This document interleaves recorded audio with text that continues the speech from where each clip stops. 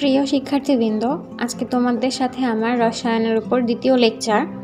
প্রথম লেকচারে আমরা জেনেছি তোমাদের রসায়নের শর্ট সিলেবাস এবং মানবন্টন নিয়ে।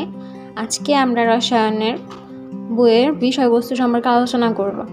দেখো, তোমাদের শর্ট সিলেবাসের প্রথম অধ্যায় ছিল পদার্থের গঠন। আজকে আমাদের পদার্থের গঠনে আলোচনার কথা, কিন্তু আমরা শুরুতে পদার্থের গঠন শুরু করার আগে আরও দুটো লেকচার নিব। একটা লেকচার থাকবে তোমার রসায়ন কাকে বলে, রসায়নের জনক কে, রসায়ন শব্দটির উৎপত্তি কোথা থেকে, এই তিনটা প্রশ্নের উপরে। রসায়ন যেহেতু আমরা পড়ব, তাহলে রসায়ন সম্পর্কে এই তিনটা প্রশ্ন জানা আমাদের প্রয়োজন। তো এই তিনটা প্রশ্নের উপরে আমাদের প্রথম লেকচারটা থাকছে। তারপরের লেকচারটা তোমার আমাদের যে পিরিয়ডিক টেবিল, সেই পিরিয়ডিক টেবিলের যে মৌল আছে সেই মৌলসমূহ নিয়ে আমাদের দ্বিতীয় লেকচার থাকবে। এই দুটা লেকচার শেষ করার পর আমরা পদার্থের গঠন এই অধ্যায়টা শুরু করব, তৃতীয় অধ্যায়টা শুরু করব। ঠিক আছে?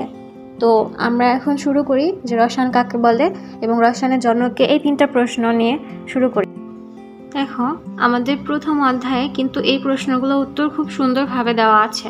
তো আমরা এত বিস্তারিত যাব না, আমরা শুধু সংজ্ঞাটা জানবো আর জনককে সিম্পলভাবে আমরা উত্তরগুলো শুধু জাস্ট জানবো, যাতে কেউ জিজ্ঞেস করলে আমরা বলতে পারি।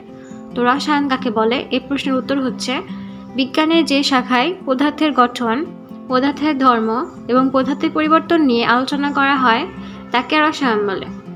তারপর নেক্সট প্রশ্নটা হচ্ছে রসায়নের জনককে। তো অ্যান্টনি ল্যাভোইসিয়েকে আধুনিক রসায়নের জনক বলা হয়। তিনি দহনের অক্সিজেনের ভূমিকাটি আবিষ্কার করেছেন। তিনি হাইড্রোজেন এবং অক্সিজেনের নামকরণ করেছেন। ঠিক আছে? যদি কেউ জিজ্ঞেস করে যে রসায়নের জনককে, আমরা কি বলবো? অ্যান্টনি ল্যাভোইসিয়েকে আধুনিক রসায়নের জনক বলা হয়।